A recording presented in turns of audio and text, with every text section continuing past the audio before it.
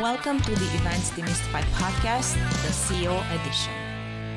Welcome back to EventsDemystified podcast, the podcast where we step past the surface of event technology and talk about leadership, responsibility, and what it actually takes to build things that work in the real world. I'm your host, Anka Platan-Trifan, and today's episode is being recorded live from RainFocus Inside. We are surrounded by people joining sessions and very tired after last night's party, let's just say that. But they're very excited about what this new year means for events, for AI, for technology, for the people behind the scenes, for the people in front of the scenes. And they all want the same answers to this one question. How do we scale intelligence without losing humanity? And my guests today know exactly the answer to those questions. This episode is brought to you by Tree Fan Events Production. Learn more at treefanevents.com.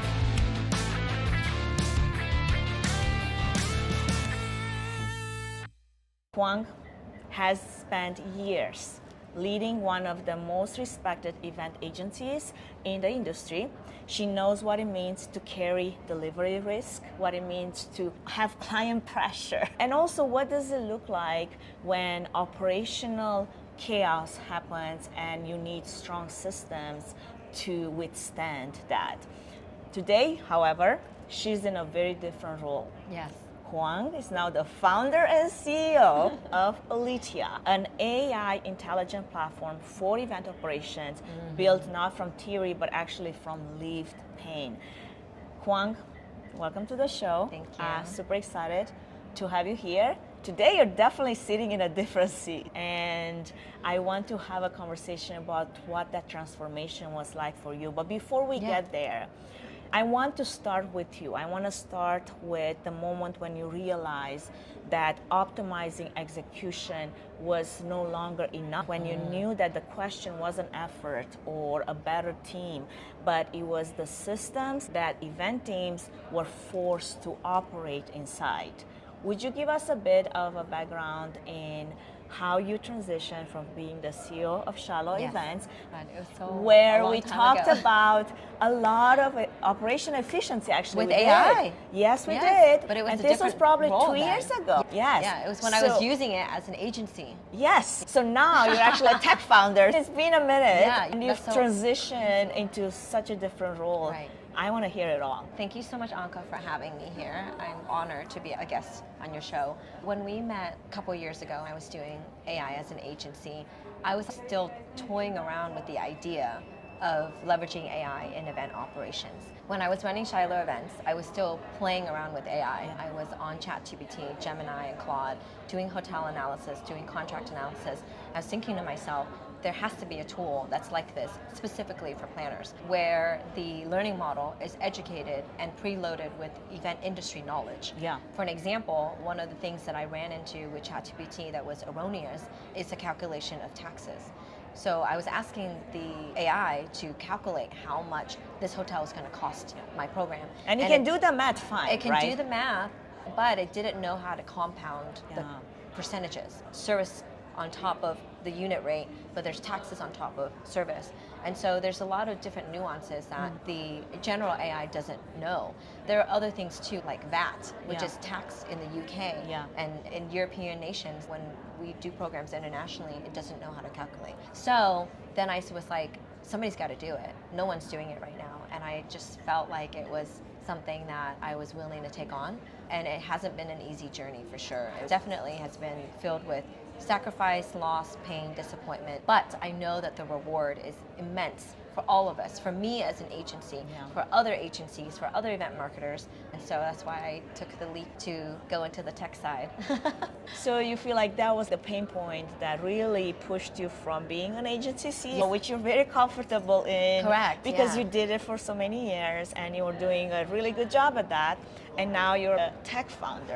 Being a tech dual founder. identity. What does that feel like? How is it different from running an agency in events versus being a technology founder in events? Yes, so being an event agency, that's service. being a tech founder, that's product. Yeah. And service in the very beginning is easy to do, right? Where you can control how you showcase your services to your clients. You can also provide protocols, templates, and instructions to duplicate yourself and your service to other people so that they can also provide those services to clients. With the product, it's very difficult. In the very beginning, you spend a lot of money coding, recoding, iterating over and over again, and throwing it all away eventually to then rebuild. It's like building a house. And so the product is very difficult. And on top of that, I'm not a technical person. I can totally do the service easily. I can meet with you, I can present docs to you and templates and things like that. Vision, and everything. And execute with my team. Yeah, but yeah. I can't code. So I have to trust my engineering team to be able to design the way that I'm envisioning it to. Yeah. And then even then, Anka, sometimes there are gaps, right? Yeah. Between my vision and what's actually there. So you have to be patient to bridge those gaps in between. Yeah. So it's difficult, I would say. It's a major learning curve to trust my engineering team to do that. So when you think about the title of CEO, what does it mean to you now versus what it meant in the very beginning? Think about before even Shiloh, what it meant then and how you grew through the process. Because at the beginning you were probably a sole operator. Right, you were, correct. You were thinking It was me. of the Yes. process and then doing it, executing it. Yes. And then growing to have a full-fledged team and now growing to have a secondary team that's a completely different makeup. So I think trust is a big learning skill here. You have to really trust your team. I think for me, on the service side, I had full control how my team executes. So I mentioned earlier, I created training docs, I created templates.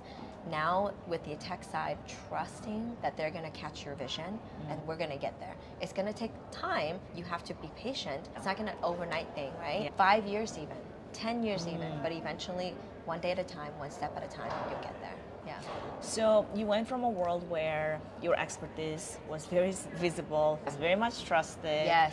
to one where you have to rebuild credibility. Correct. Oh my in God, an yes. entirely new area. And I love the fact that actually you're one of the few founders that goes on LinkedIn to actually share behind the scenes moments of what this journey is like. Yeah. What has been the hardest part in this transition so far? So I really love the idea of building in public, but that takes a lot of vulnerability. And courage. Because you're talking to your potential users and buyers, right? If you share any weakness, they're gonna judge you and they're not gonna trust you and your credibility moving forward. Yeah. So I have to be balanced and careful in what I share. But at the same time, I don't want to be inauthentic either. Yeah. I want to Yeah. be genuine and authentic. So I don't want to be guided by what I think other people would like and want to hear. I just want to be genuine in who I am. So picking what I share is not only sharing me like a pain as a founder, but also as a user.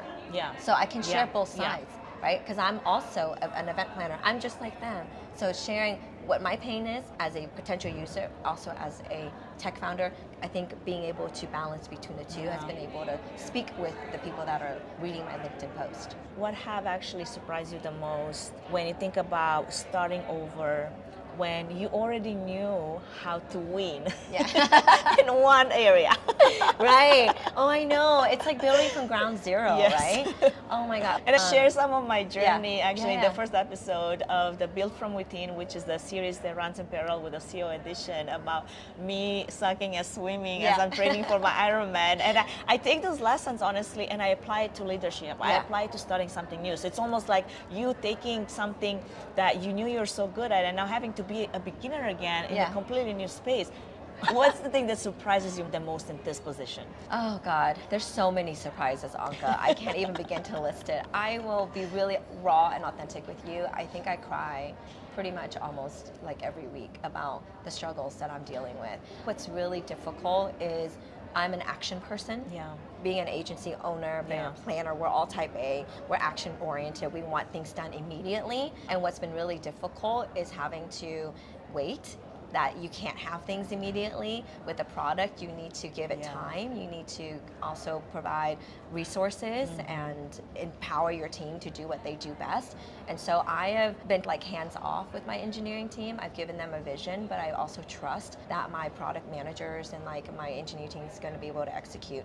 So what's been difficult in starting with ground zero, it's knowing that I don't know how to ride that, like accepting that I don't know how to ride that bike. And I have to get on it and fall, over and over again, and scraping myself and losing money, losing that hurts. time. Yes. That hurts. And then the first code, you have to throw that away and then redo it again. That is so painful. But with an event, you don't get a redo. No, you don't. get 1 day of execution of that event. You either do it well or you don't, and then that's it. But the good thing with product is that you also get to redo. You can come back and then do version 2. and do version 2. Yeah, version but 1 then was you're a gonna loss. lose money. And then you lose time, but you still get a redo. So that's a huge difference between planning an event and doing a product. I love it. Now, as we think about Aletheia, I want to frame this carefully because there's no shortage of AI tools in this industry. And I feel like most of them certainly promise a lot of speed, but very few respect consequences. When you say that Aletheia is an intelligence platform for event operations, what intelligence are you actually trying to restore?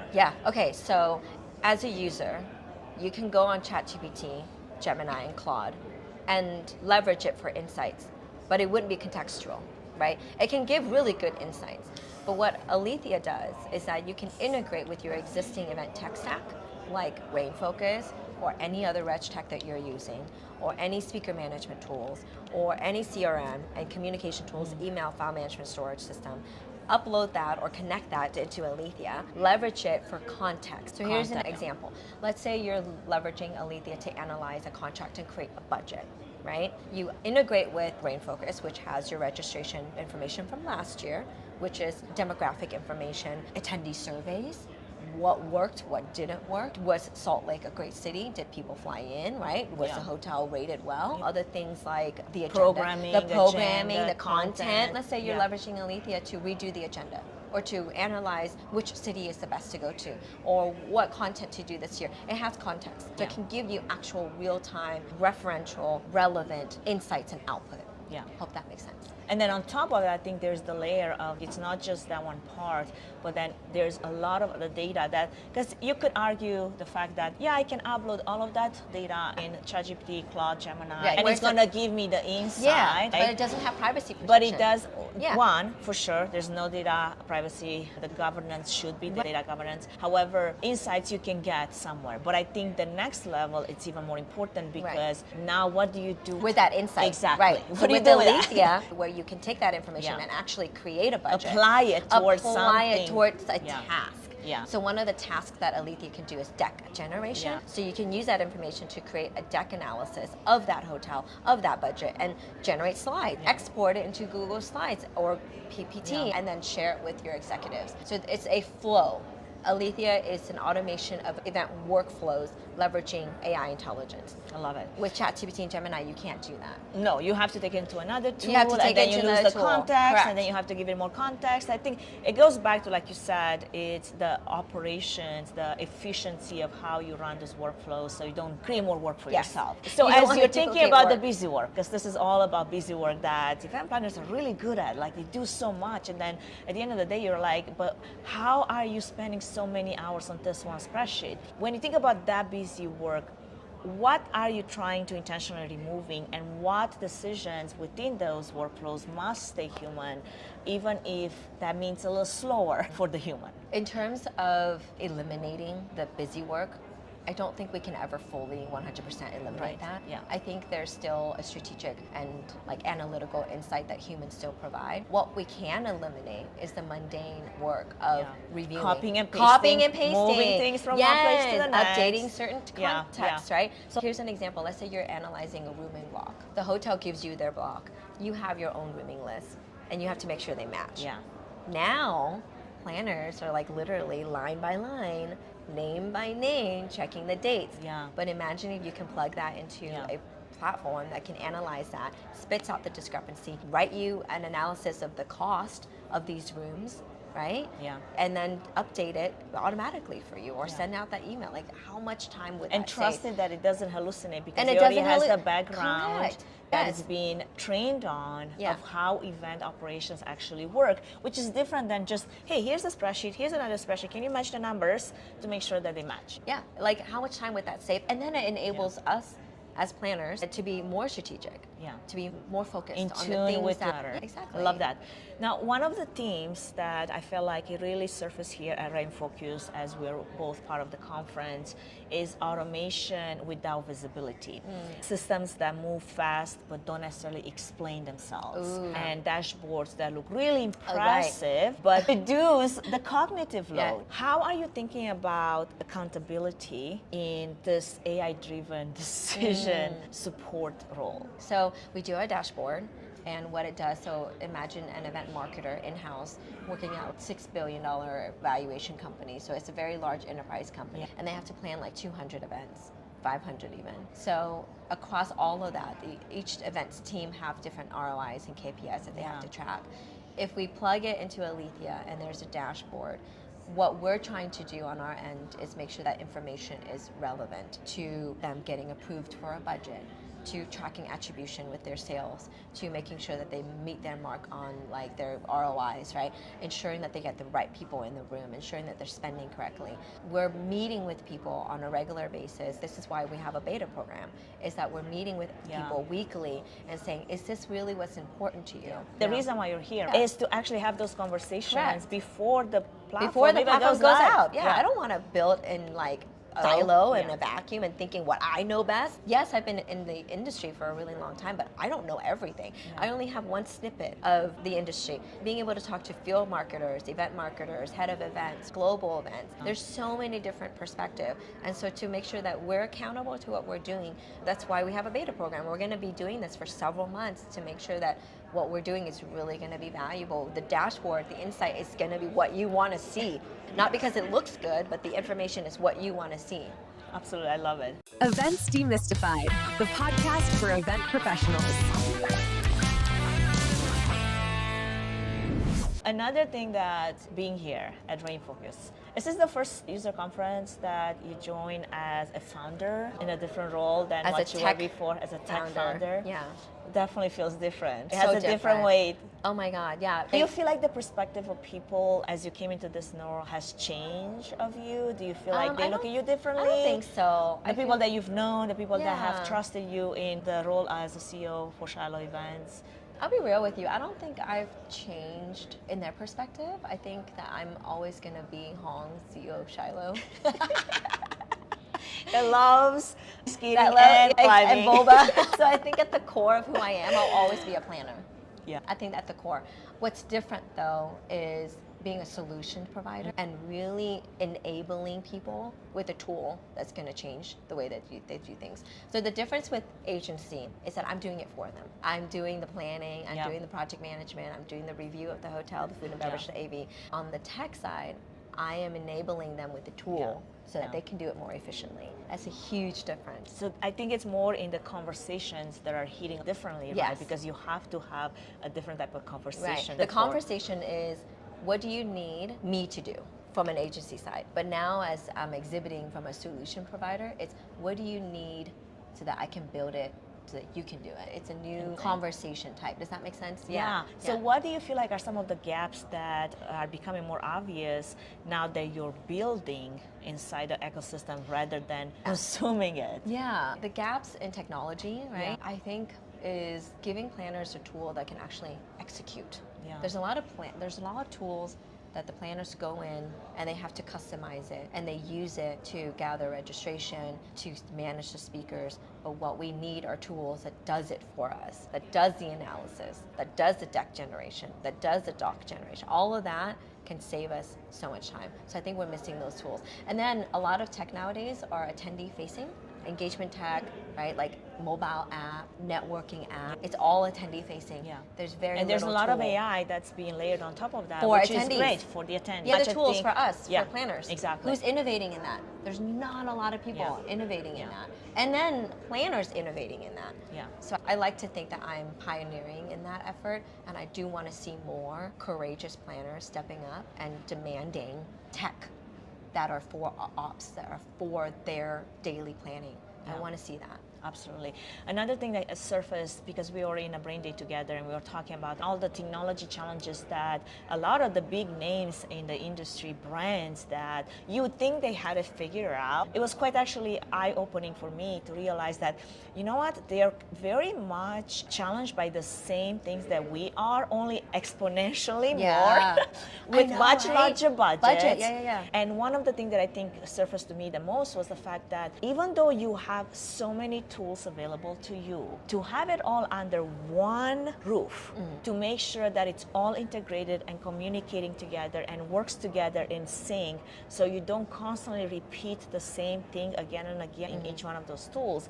There is no solution right now out there. And that's the pain point that most planners come from. And they're like, but I'm using this tool. And we have all the tools. We were talking with the event technology directors from Cisco, and they're like, I don't know, we have $20 million.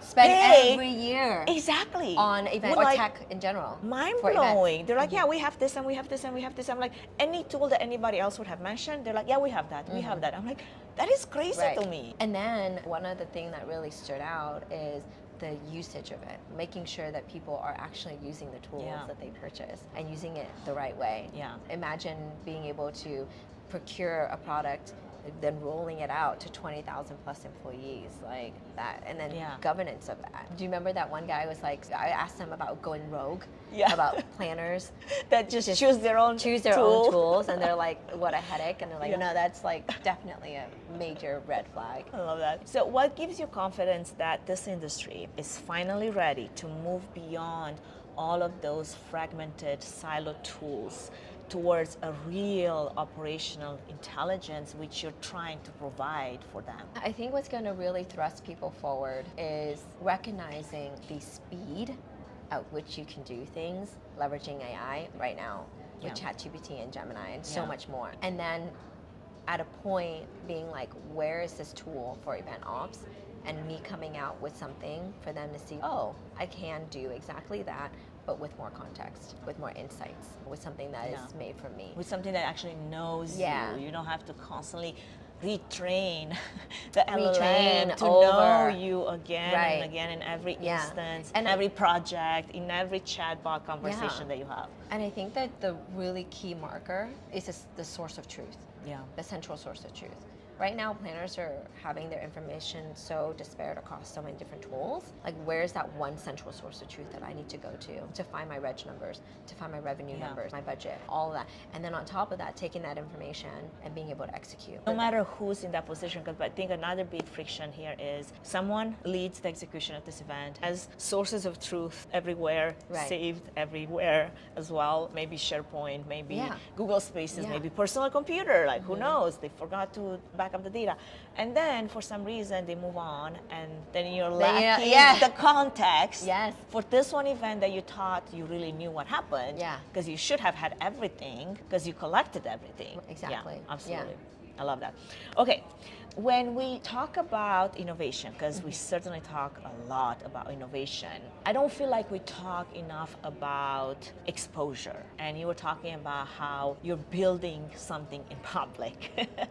In an industry that knows you very well, but it's also an industry that is small and people know each other and people talk.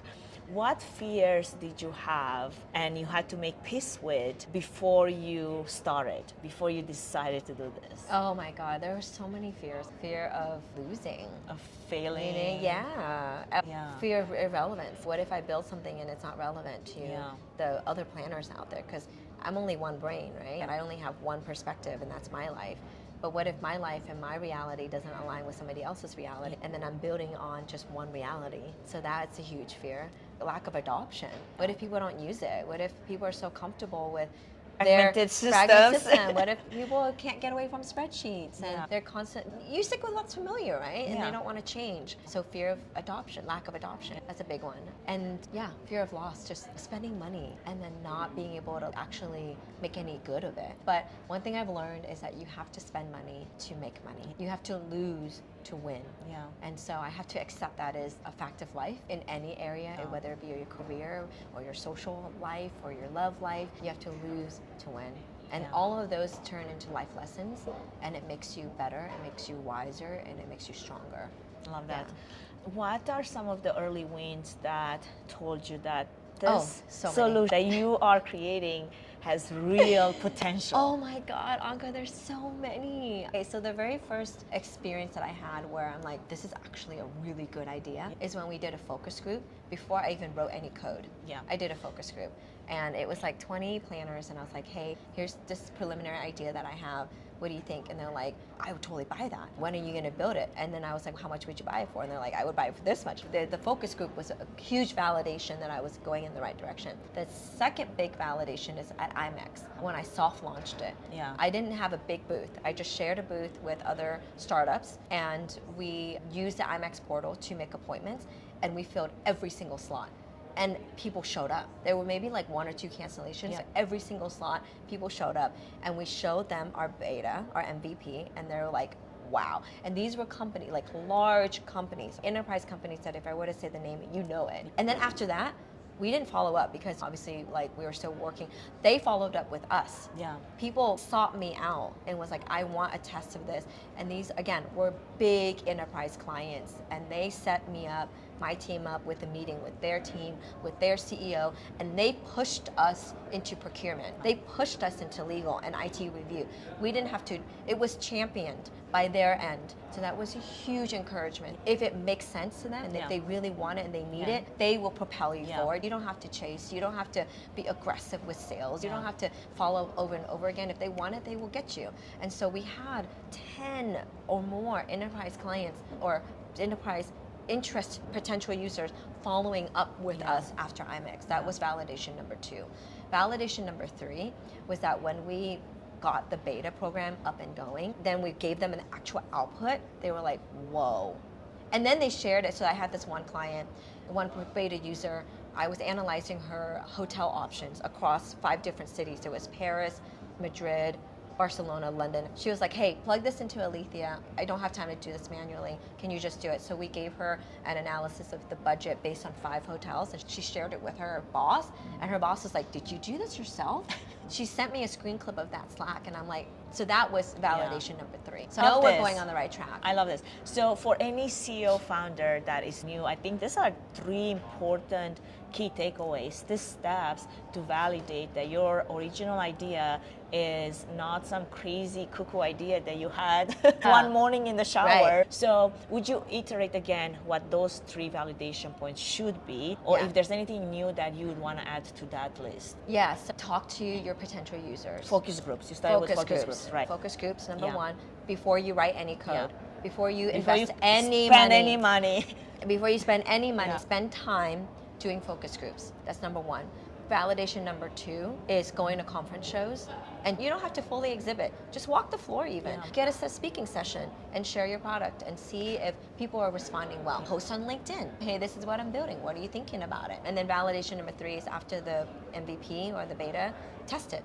Don't sell it before you test it. You need to make sure you add value first. So a lot of people are asking me, even with just an idea, when are you selling? When can I get my hands on this? And of course, as an ambitious entrepreneur, you're like, I want to sell tomorrow. I want to get your money. But I'm like, no, I don't want money right now. I don't want revenue right now. What I want is validation. I want value. I want to make sure that we're giving you value before I take a single penny from you.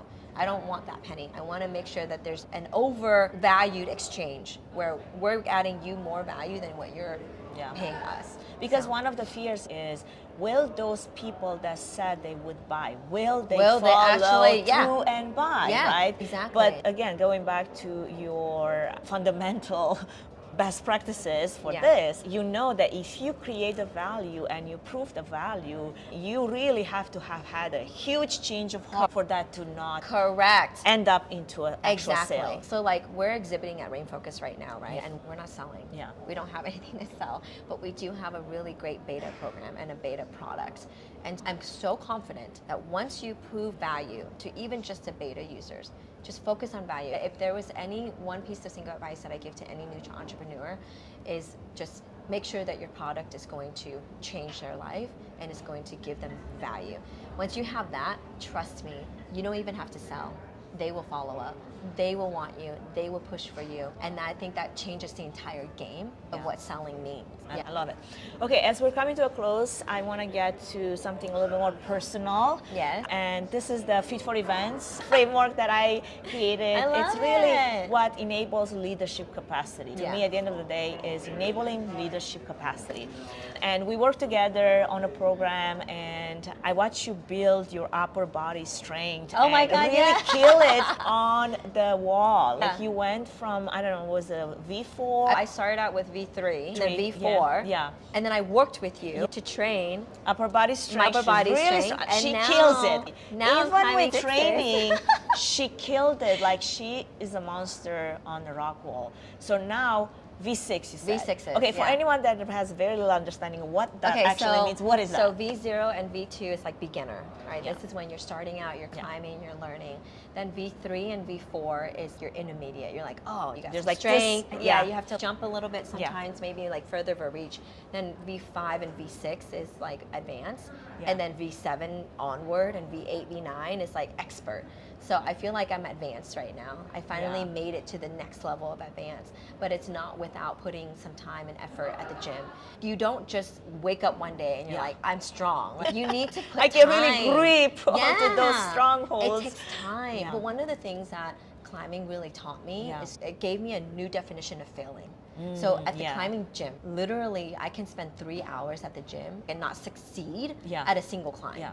You literally fall 90% of the time Yeah. when Yeah. you're climbing. Yeah, especially when you're you in try, that advanced and then you phase. fall. Yeah, yeah. You go over here and then you fall. Yeah. Like you fall 90%. Yeah, Then yeah. there's that 10%. You train for failure. You train train to be fall. okay Correct. to fall. Yes. Yeah, and then there's that 10%, or even for me, even 5% time that you actually make it. Yeah. And then when you do make it, it's this dopamine hit, Yes. and you're like, oh my God, I made it! After all that time, after all that work, after all the pain, I made it, and it feels so good. I love that. It feels so Yes. good. So I correlate building a company and starting a business with climbing. I love that. But you have to spend time at the gym. Yes, You got to absolutely. put in your time. Put in the time. You got to put in I'm the the same time. way. There's so many Same thing lessons with the gym, right? from under the barbell that I Yeah, apply yeah. to leadership and to building businesses. And I think strength for me was never just about aesthetics, about looking good. It's about capacity. Correct. So do you feel that physical training has changed how you handle stress, how you handle recovery, how you Absolutely. change your mindset towards failure Yeah. and decision making? When the stakes are high, you really have to have your mindset set so that you are okay with the outcome, and that path is less predictable. It's not easy to learn. And in real life, when you have to learn it, I feel like outside of a more of a controlled environment, because you Yeah. put yourself in this place where you fail consistently because you want to advance, you want to grow, but it's controlled. Yeah. Whereas in real life, that is many times outside of your control. It's less predictable. Right. How has that changed for you? Yeah. So it's okay. Side note, for anyone listening, I highly recommend that you also focus not just on mental strength, but physical strength and spiritual strength and emotional strength. Yes. All of I had an that. entire episode, Oh my. last episode, that was also part of the Built from Yeah. Within. Those are the 4 pillars Four that I pillars built the Fit for of Events, a because strong life. without all of those, if one falters, the other ones Yeah. fail. So you have Correct. to really have them all pulling in the same direction. Yeah, because so for me, mental strength is my number one. After that is emotional strength. Then there's spiritual strength. But physical strength is very important. Because at the end of the day, if I'm not feeling good about my body, I'm not going to feel good anywhere else. Look Yeah. good, feel and good. if you're not strong, And- especially on long event days, And you don't have the energy. How can Yeah. you walk the floor of like Yeah. 20,000 Running. steps? You have to have that. And so I think for me, one of the biggest correlation is having confidence in my body, which then leads to confidence in who I am as a person, Absolutely. mental confidence for me to get up every day, to go back to the wall or go back to my computer and fail. Because you're going to fail. And then one day, there's that one win, and you're like, yes! And then you're going to fail again. Yes. And you're going to fail, and then there's But another your one. mindset is But your already mindset is trained for it. Correct. The mindset is this. It's not about a win. It's about training over and over for that win. Absolutely, love that. All right, I think this conversation wasn't so much about a founder success story with a clean arc, more about a snapshot of leadership in action. In action, yeah. I love that. It's more about being a journey. seasoned operator that chooses discomfort, a builder that is carrying scars into the future, not because you think it's pretty and it helps, but because you want to build something better. A reminder that the future of event technology will not be won by features and speed alone, but it will be won by someone that truly understands how humans operate, what their workflows look like, and then designs the systems that support that. Yeah, absolutely. Anything else that you want to add to that? Other than how grateful I am for you Aww. and what you do for the industry, Anka, do you have any idea the influence that you have on your listeners and all of us around that is following you? Don't make me cry. Oh my God. Podcast series that you're doing. Sometimes I know you're like, is anyone even listening? Yeah, and crosses my caring? mind. Yeah, but we are listening. Thank and you. we do care. And the content you do put out makes a huge impact. So keep doing that. And I'm so grateful and honored that you have included me in part of your journey, Anka. Oh my gosh. Anyway, all I want to say is for anyone that wants to learn more about you, about Aletheia, when it turns into open waters, when it smoothly sails into the ocean of events, where one they day. can connect with you, where they can find more Yeah, information. it's simple. Just find me on LinkedIn. Can you, for the Connect with me. listeners that don't tune in, just spell your name so Yes. they can hear it? Yeah. Huong. Nguyen. Huong Nguyen on LinkedIn. I'm easy to find. Or follow Anka. Are you going to see And her then in you're my gonna see- reel? she's gonna tag me, and that's perfect. Yes, she's This- going to learn how to this tag is after your- she yeah. posts because she forgot. Oh, thank So you follow so Anka, much. and then you can find me through Anka. Thank you for this conversation. Thank you for actually making the time and creating space in your busy schedule to be present for this one conversation. And for anyone that has tuned into this podcast, I guess my last takeaway is RainFocus Insight really made this one thing clear, and that is the future belongs to those who can reduce friction, respect the data, and still protect the moments that no systems can replace. Yeah. So with that, until next time, Until next time. stay sharp, stay human, and stay fit for events. See you next time.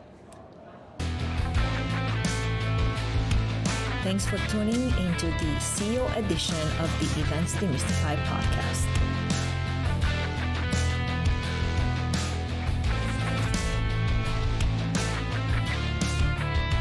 This episode is brought to you by TreeFan Events Production. We don't just produce events, we power them with AV, AI, and strategy. From bespoke AV production planning and management to AI workshops, courses, and keynotes, we help teams build smarter events and stronger businesses. Learn more at treefanevents.com.